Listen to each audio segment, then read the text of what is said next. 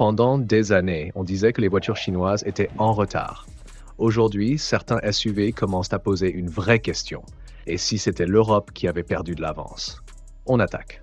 S'il y a un modèle qui a participé à changer la perception de beaucoup d'automobilistes, c'est bien celui-ci, Haval H6 PHV.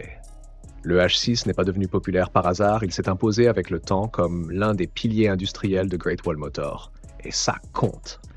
Parce qu'un SUV qui se vend massivement finit toujours par passer le vrai test du terrain. Des milliers de trajets quotidiens, des routes imparfaites, des familles, des démarrages à froid, des étés brûlants, des embouteillages. C'est là qu'un véhicule révèle sa vraie personnalité. La version hybride rechargeable combine un moteur essence turbo et une assistance électrique, pensée pour lisser l'usage quotidien. Ce qu'on ressent immédiatement, c'est la douceur. Les relances sont propres, la conduite est fluide, la voiture semble moins forcée. Et mécaniquement, c'est intéressant parce qu'un moteur qui travaille plus souvent dans sa zone d'efficacité subit généralement moins de contraintes brutales.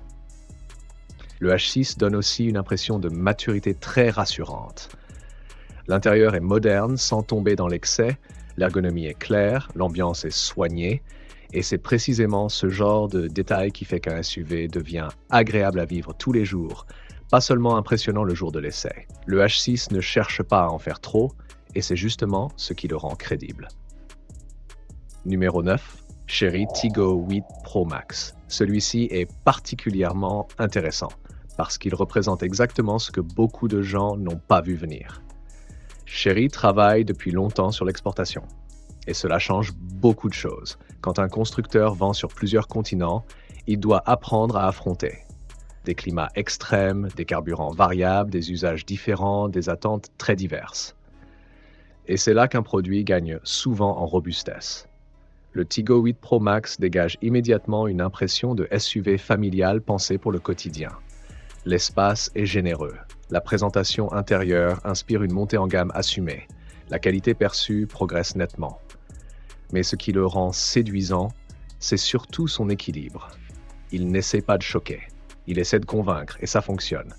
On sent un véhicule conçu pour ceux qui veulent. De l'espace, de la technologie, du confort, une vraie facilité d'usage. Le genre de SUV qui peut parfaitement accompagner trajet quotidien, départ en vacances, vie de famille.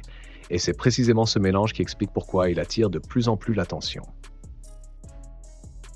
Numéro 8. Changan CS75+.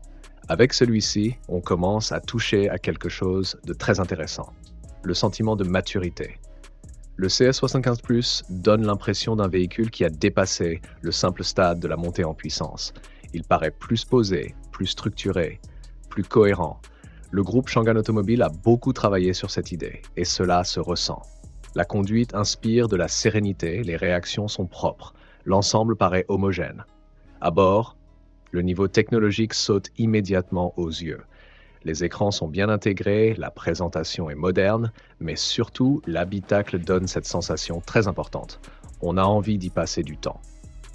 C'est souvent là que se joue la vraie réussite d'un SUV moderne. Pas seulement dans la fiche technique, mais dans la qualité de vie quotidienne. Le CS75+ montre aussi autre chose. Les constructeurs chinois ne se contentent plus d'empiler des équipements. Ils commencent à mieux comprendre la logique d'usage, et ça, c'est un vrai tournant. Maintenant, on entre dans une autre catégorie, celle des modèles qui commencent à raconter quelque chose de beaucoup plus important, la montée en maturité industrielle. Numéro 7. Geely Monjaro. Celui-ci mérite qu'on s'y arrête, parce qu'il repose sur un élément fondamental, la plateforme. Le Monjaro s'appuie sur l'architecture CMA développée par Geely avec Volvo Cars. Et ce détail change beaucoup de choses. Pourquoi? Parce qu'une plateforme ne détermine pas seulement le comportement routier. Elle influence aussi la rigidité, la filtration, la tenue structurelle, le vieillissement global du véhicule. Et c'est précisément ce qui rend ce SUV intéressant. Dès les premiers kilomètres, le Monjaro donne une sensation de sérieux. La voiture paraît dense, stable, posée. Le châssis inspire de la confiance. L'ensemble semble construit avec davantage de maturité. À bord, la montée en gamme est évidente. L'habitacle respire le confort. La présentation est moderne, technologique, mais conserve une vraie cohérence visuelle. Et surtout, il y a cette impression qui revient souvent. Ce SUV paraît plus abouti, que ce qu'on attend spontanément. C'est exactement ce genre de surprise qui change peu à peu la perception du public. Numéro 6, BYD Atto 3. Là, on entre dans un autre sujet, parce qu'en électrique, la question centrale n'est plus seulement la puissance, ni même l'autonomie. La vraie question devient comment la batterie va vivre dans le temps. Et sur ce terrain, BYD s'est imposé comme l'un des acteurs les plus sérieux du moment. Le cœur de cette réputation repose sur la Blade Battery.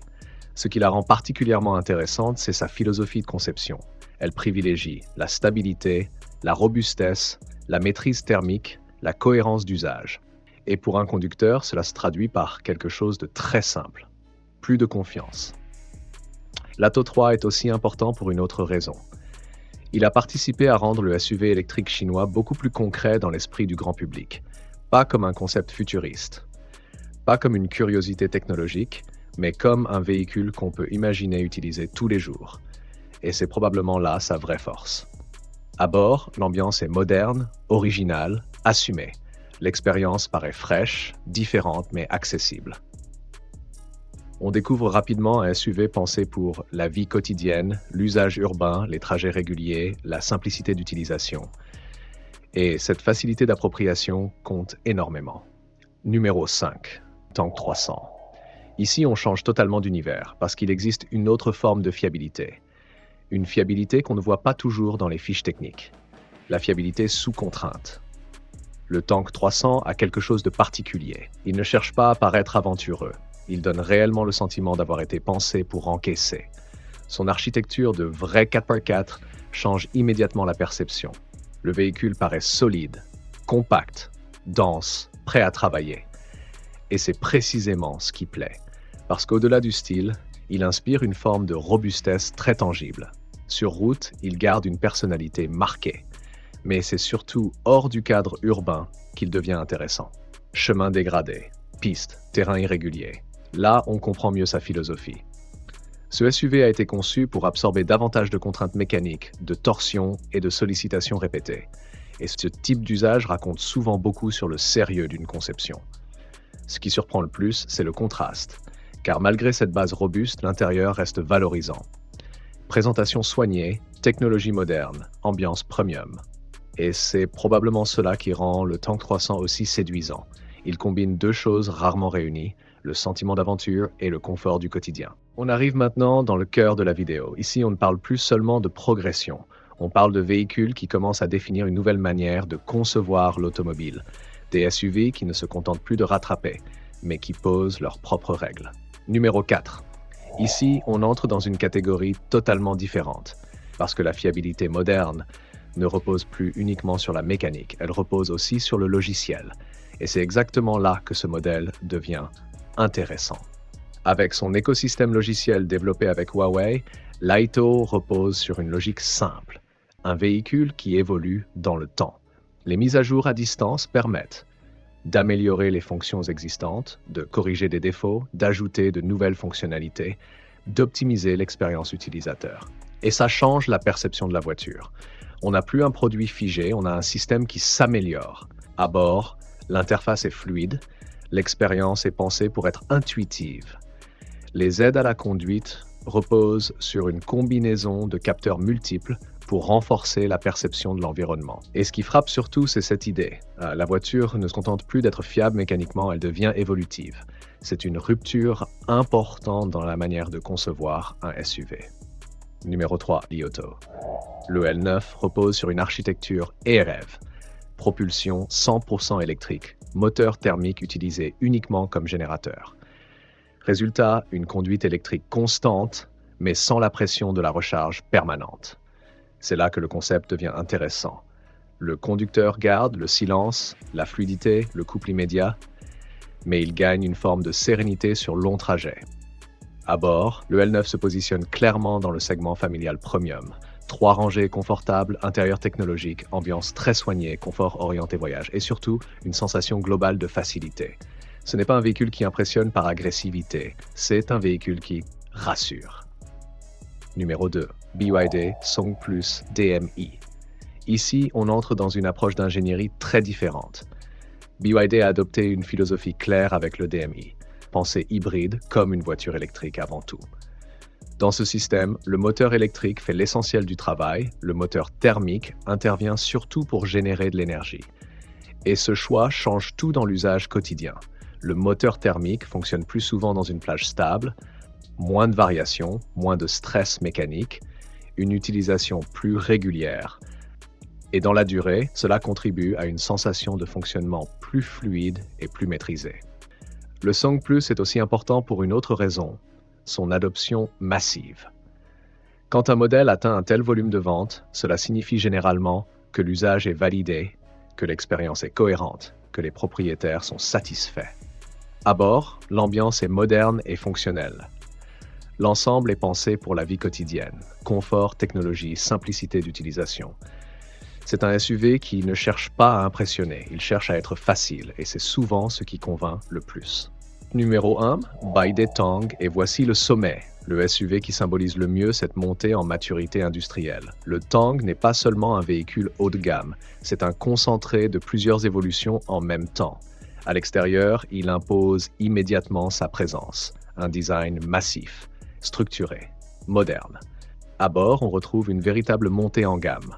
Grand écran central, instrumentation digitale complète, matériaux valorisants, ambiance lumineuse travaillée, sièges confortables orientés voyage. Mais le plus important se trouve ailleurs, sous la surface. Le Tang représente une synthèse. Batterie Blade orientée, stabilité, motorisation électrique performante, version hybride ou électrique selon les marchés, système d'assistance avancé, mise à jour logicielle à distance. C'est un véhicule pensé pour être polyvalent. Ville, long trajet, famille, technologie, confort. Il rassemble plusieurs tendances modernes en un seul produit. Et c'est probablement pour ça qu'il occupe cette place. Pas parce qu'il est parfait, mais parce qu'il est représentatif d'une nouvelle génération de SUV. Si on prend du recul, ce qui ressort de tout ça n'est pas une domination absolue, ni une révolution instantanée. C'est quelque chose de plus subtil, une montée en maturité progressive. La vraie question n'est plus « peuvent-ils rivaliser ?» La question devient « jusqu'où vont-ils continuer à progresser aussi vite ?»